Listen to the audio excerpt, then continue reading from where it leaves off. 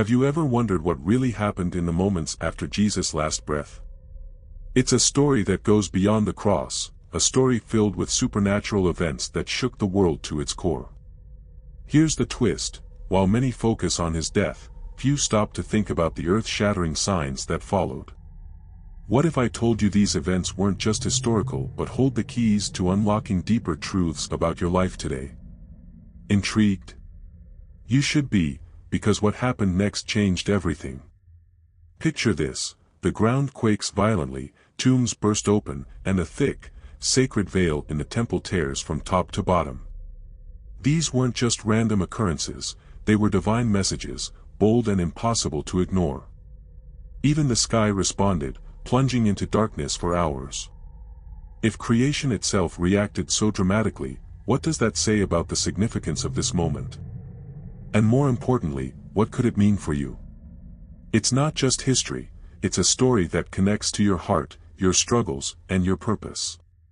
But perhaps the most surprising twist comes from an unlikely source: a Roman centurion, standing at the foot of the cross.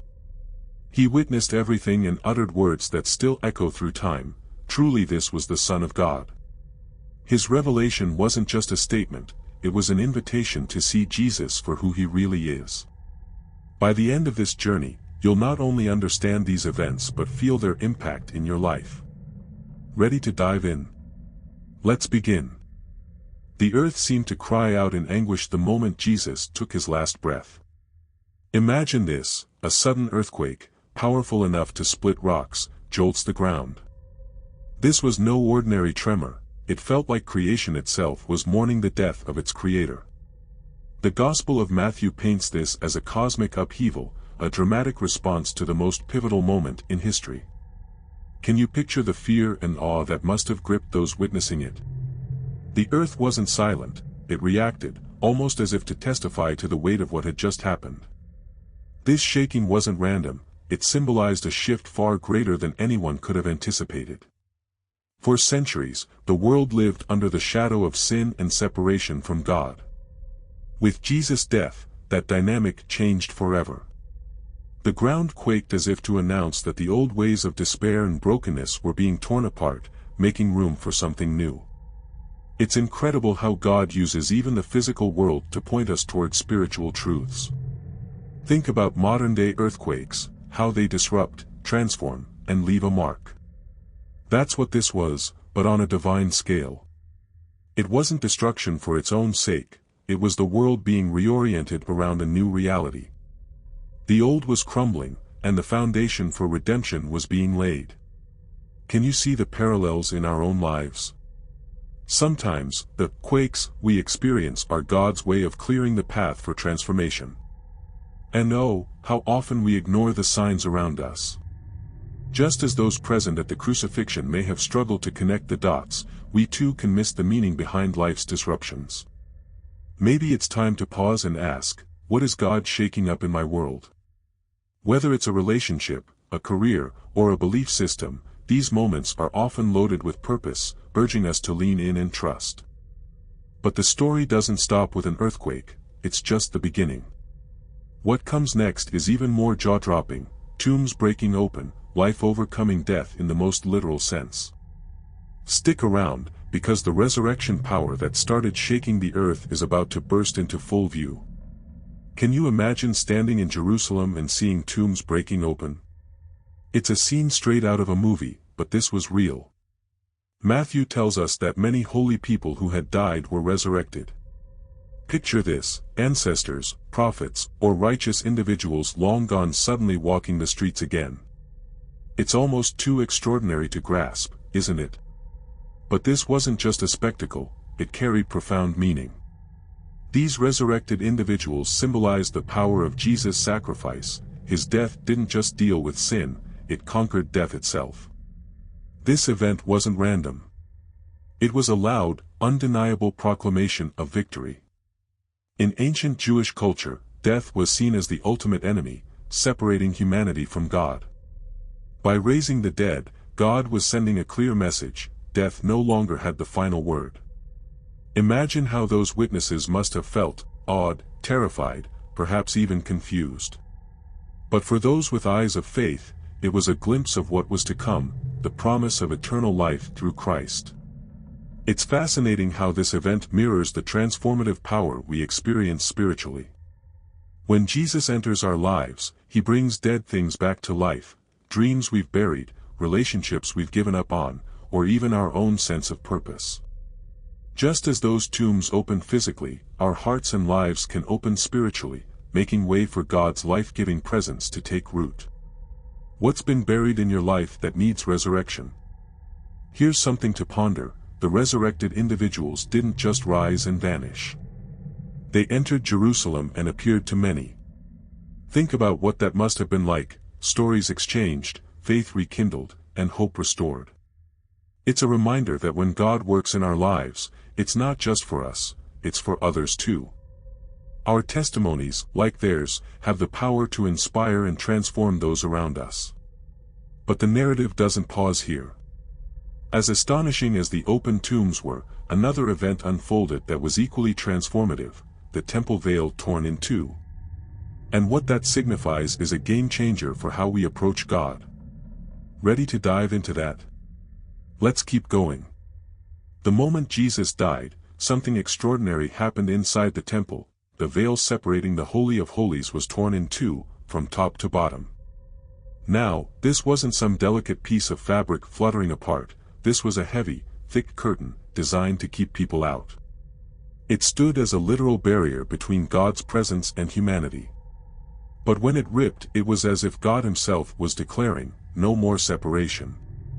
The significance here is massive. Access to God was no longer reserved for a select few. It was open to everyone. In the Jewish tradition, the Holy of Holies was sacred ground, and only the high priest could enter, and even then, only once a year. The veil's tearing meant that Jesus, as the ultimate high priest, had completed the ultimate sacrifice. No more intermediaries, no more rituals to atone for sin. Can you imagine the freedom this brought to those who understood it? Suddenly, the distant God became accessible, personal, and close.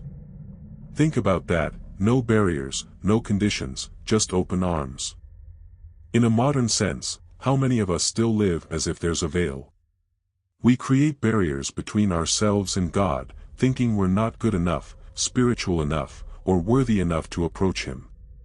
But the truth is, Jesus removed all of that. What's holding you back from stepping boldly into God's presence? Maybe it's guilt, fear, or doubt. Whatever it is, the veil is gone. You're invited to come as you are.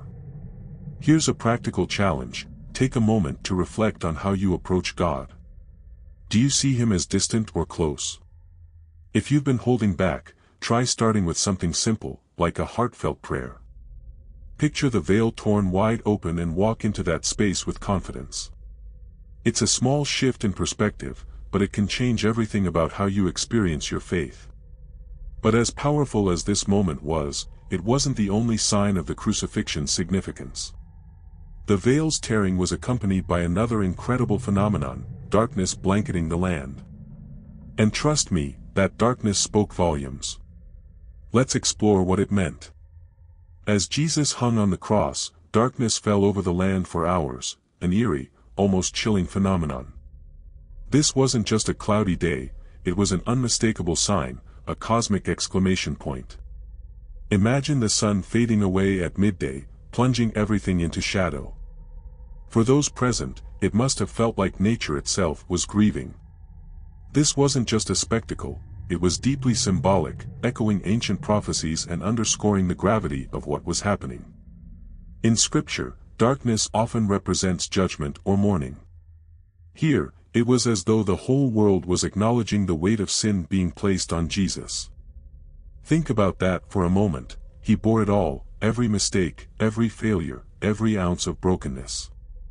The darkness was a stark reminder of the cost of redemption. And yet, in that very darkness, hope was being forged. Isn't it amazing how God can use even the bleakest moments to bring about something beautiful?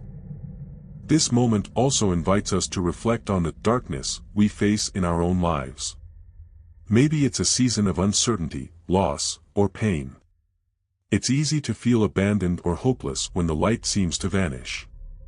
But just as the darkness at the crucifixion wasn't the end of the story, neither is ours. God often works most profoundly in the shadows, preparing us for what's to come. What if your current struggles are setting the stage for something greater? Consider how this might apply practically. When life feels overwhelming, take time to ground yourself in faith. Read passages like Psalm 23 or Isaiah 41 verse 10, which remind us of God's presence even in the darkest valleys. Surround yourself with community, people who can pray with you and speak life into your situation. Darkness is not your destination, it's a passageway to the light. And speaking of light, there was one person standing in that darkness who saw something extraordinary. A Roman centurion, of all people, recognized the truth about Jesus. His revelation adds a deeply personal touch to this story, one that's worth exploring next. Amid the chaos, a Roman centurion, hardened by years of war and discipline, stood at the foot of the cross. He'd likely witnessed countless executions, yet this one was different. The way Jesus responded to his suffering, the earthquake, the darkness, it all struck a chord deep within him. And then came his stunning declaration, truly this was the Son of God. Imagine the weight of those words coming from someone who served an empire that saw Caesar as divine. This wasn't just an observation, it was a revelation. What's fascinating about the centurion's reaction is how personal it was. Here was a man accustomed to following orders, suddenly encountering a truth that transcended everything he'd known. It's a reminder that God's grace reaches everyone, even those we might least expect. How often do we write off people, thinking they're too far from faith or too hardened to change? Yet, the centurion's story proves that one encounter with Jesus can rewrite even the most unlikely narrative. There's a powerful lesson here: transformation often begins in unexpected places. The centurion wasn't in a synagogue or hearing a sermon, he was witnessing the darkest moment in history. And yet, in that moment, he saw light. It's a challenge to us as well: where are we looking for God? Sometimes, the most profound revelations come not in places of comfort, but in the midst of pain, questions, and doubt. This scene also speaks to the universal nature of the gospel. If a Roman soldier, steeped in a culture of idol worship and empire loyalty, could see the truth of Jesus, then no one is beyond God's reach. Think about the people in your life who might be on the brink of their own revelation. How can you be a bridge for them? Maybe it's through a kind word, a shared story, or simply living out your faith authentically. But here's the thing: this wasn't just a moment of personal transformation for the centurion. It was a pivotal acknowledgement of who Jesus truly was, setting the stage for everything that would follow. And as we piece together these events, it's clear they all point to one undeniable truth: the crucifixion was just the beginning. Now that you've uncovered these 5 remarkable events, let me ask you this: what will you do with this knowledge? The earth shook, tombs opened, a veil tore, darkness fell, and even a hardened centurion proclaimed Jesus' divinity. Each of these moments carries a profound message, but they aren't just historical, they're deeply personal. They invite you to reflect on your own life. What areas of your heart need to be shaken, illuminated, or open to the power of Christ's sacrifice? Here's the challenge: don't let these truths remain abstract. How can you apply them? Maybe it's time to confront the barriers that have kept you distant from God, like the torn veil. Or perhaps you need to look at the darkness in your life differently, trusting that it could be the prelude to your greatest transformation. Whatever it is, take a step today. Write it down, pray about it, or talk to someone you trust about what's stirring in your heart right now. And if you're feeling inspired to dive even deeper, I've got something special for you. The Christian Journey, Exploring the Bible in the 27 Steps ebook is packed with practical insights and steps to help you grow in your faith. It's like having a roadmap for making these life-changing truths a reality in your everyday life. You'll find the link pinned in the comments. Take a moment to check it out.